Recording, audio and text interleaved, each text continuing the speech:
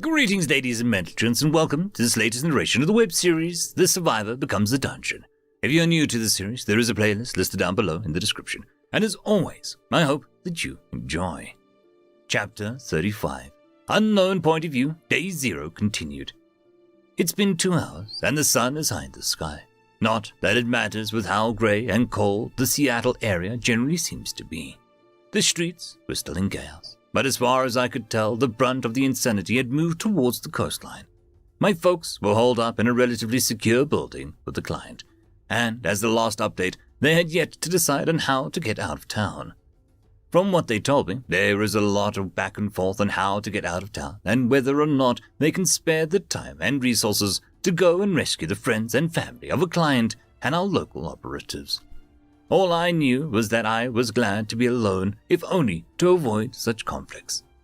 First things first, I needed to gather all my belongings. From there, I unpacked everything and laid them out on the bed so that I could get a fresh idea of what I had with me. For now, I need to gather more supplies and scout around the hotel to plan my initial steps out of this area. I've since changed out of my casual clothes, and I'm now wearing a pair of running shoes, a black pair of cargo khakis, and a grey long-sleeved turtleneck. Considering how, if things go to crap, even more than it already has, I may need to fight these things up close and personal. Thinking back on how that last creep attacked me, I decided to improvise some light armor. Looking around the hotel room, I gathered a yellow phone book and the hotel towels, and tied the towels around my shoulders and upper arms to get some padding between my shoulders and arms. With the phone book, I tore it in half along the spine before wrapping them over my forearms for extra protection. I did have a relatively well-made, durable brown leather bomber jacket, but I felt that it would reduce my overall range of movements in the situation, so I opted to not wear it. I also had a few different sets of gloves and opted for fingerless bike gloves for a good grip and to allow my hands to be free enough for any necessary fine movements while offering the bulk of my hand protection from teeth and bites. Reviewing the rest of my equipment, I took up my sidearm, a Glock G19, reliable and trusty with a custom grip, glow sights, and a magazine that carries 15 rounds. I also go ahead and pocket an extra 2 magazines into my cargo pants thigh pocket, before loading a magazine in the sidearm and chambering around. Next, I collected my blade with iron knuckle hilt from my duffel bag, where I had stupidly left it. Afterward, I just dumped out the duffel bag outright, emptying it. I collect a set of lockpicks and my pocket first aid kit from my go bag, stashing the picks in another pocket and strapping the first aid kit to the left side of my hip.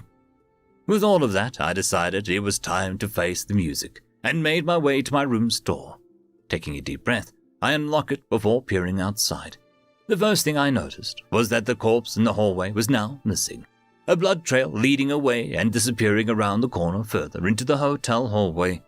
Swallowing hard, I step out and shut the door behind me, the door clicking almost unbearably loud for my taste.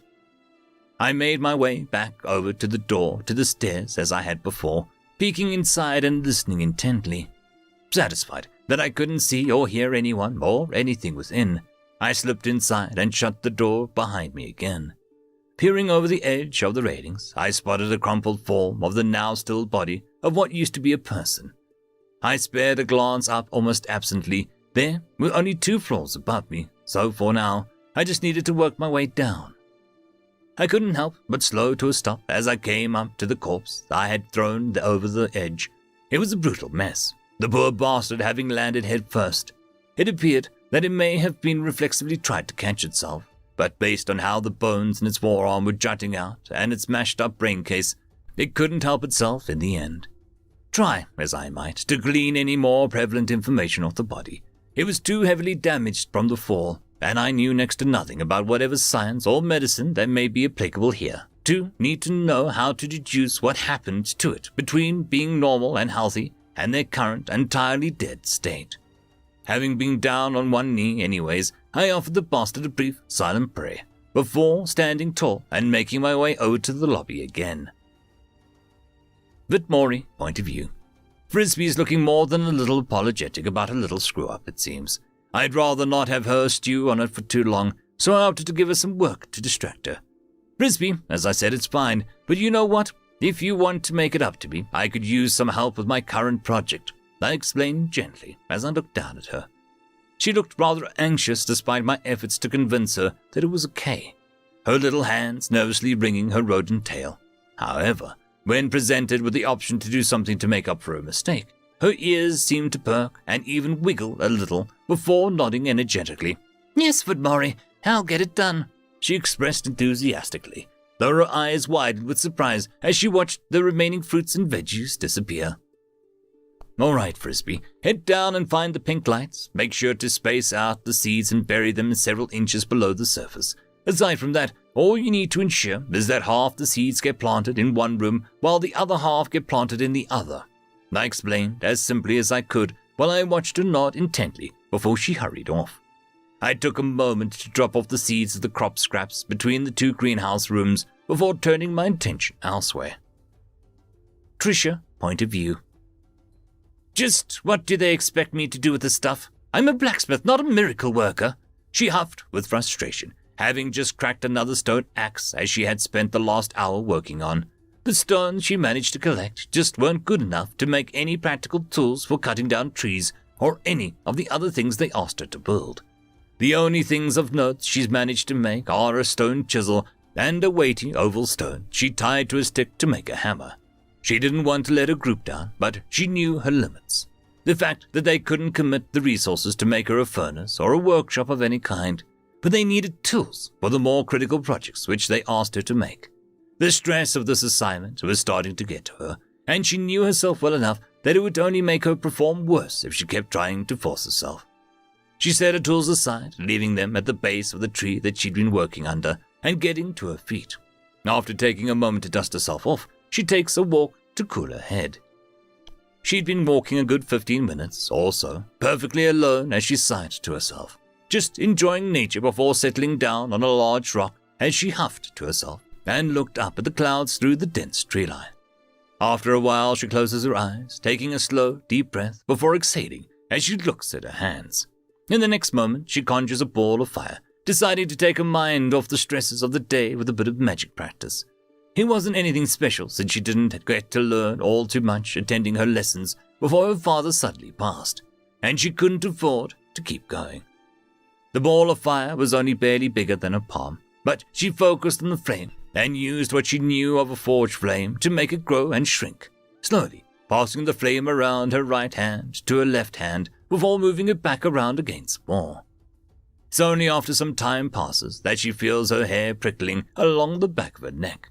Looking around curiously, she soon spots the red cub watching her from the edge of the clearing. The young cat must have thought that he was hidden or something, but only half of him was hidden, and his vibrant red fur was somewhat distinct from the still green grass. She couldn't help but smile as she spotted the red cub and waved at him.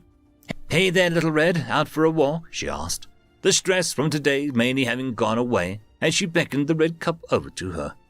The red cub looked a little nervous, but after about 2 seconds of hesitation, he scampered out of the cover and over to her. In moments, he was beside her on the rock as his tail swished slowly while he watched her ball of fire. "Oh, enjoying the show?" she asked with a grin as she brought over the ball of fire, slowly swirling it around in her palm as the cub watched.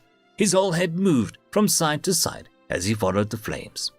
Though, to her surprise, the red cub looked away and blew a little spurt of flames before looking back at her excitedly, his front paw excitedly tapping the stone as he watched her some more. Her brows raised with curiosity, and she couldn't help but smile some more as she looked at her little ball of fire curiously. "What? You want me to copy you? Sure, why not?" She enthused before bringing the flame to her face, studying it for a moment before taking a slow, deep breath and blowing out hard. The fire suddenly spewed out in a similar fashion to the cub, much to her satisfaction, as she could have helped but chuckle softly. "Well, what do you know? Thanks, cutie. Looks like you taught me something." She enthused warmly as she dispelled the ball of fire and reached out, gently running her fingers through his fur and doting on the cub. Suddenly, she heard a branch snap and looked around curiously again, her hand still resting on the little cub's head, when she spotted a chiversteed, one of the beasts of the burden that pulled the carriages that she had come in with the others. The last she saw of them, the others had released the beasts into the wild, but now it looked truly feral already. Its curled horns now thicker and jagged, the once maintained, decently short brown coat now looking rough and rugged as its hooves dug harshly into the grass and dirt. "Whoa! Hey there," she said softly, carefully picking up the cub, who looked surprised by the movement but remained somewhat still. The young woman efficiently handled his weight thanks to her developed musculature. The Chiversteed, in turn, seemed to have a wild look in its eyes. The square pupils glimmered as it started walking with a wide half circle, snorting and huffing with aggression, while Tricia did her best to prevent it from having a clear shot at her and the cub. It wasn't enough, though. The Chiversteed bleating aggressively as it started charging her in a deceptively fast charge. Tricia barely had a moment to dodge, tripping and tumbling into the grass as the red cub yelped with distress from being dropped during a fall. She scrambled on the grass, starting to hyperventilate as she only barely rolled out of the way of another charge. The Chiversteed, a powerful hooves, was kicking up the dirt and grass. "Little Red, run!" she cried out to the cub, pushing herself to her feet and desperately ducking behind a tree as the beast slammed into another tree, ripping the chunk of trunk from the sheer force of the impact as it reared up on its hooves to go for another pass. But it was too late. It was already looking right at her and is brayed out with fury. She freezes. This is it. She's going to get killed out here, and nobody would know where she went. She shut her eyes as it charged her, but then she felt a flash of heat and opened her eyes to see the little red blasting a fire breath at the Chiversteed. The feral beast rears again to avoid the flame before ripping the dirt apart with its hooves as it turns its attention to the cub now. "No, leave him alone," she cried out in response, conjuring her own ball of fire and performing her breath of fire. The Chiversteed couldn't avoid getting singed this time as it brayed out and backed off, snorting and ripping up the grass as it huffed, eyeing the cub and Tricia as it seemed to get ready to attack again. She stepped out of cover and stood by the cub.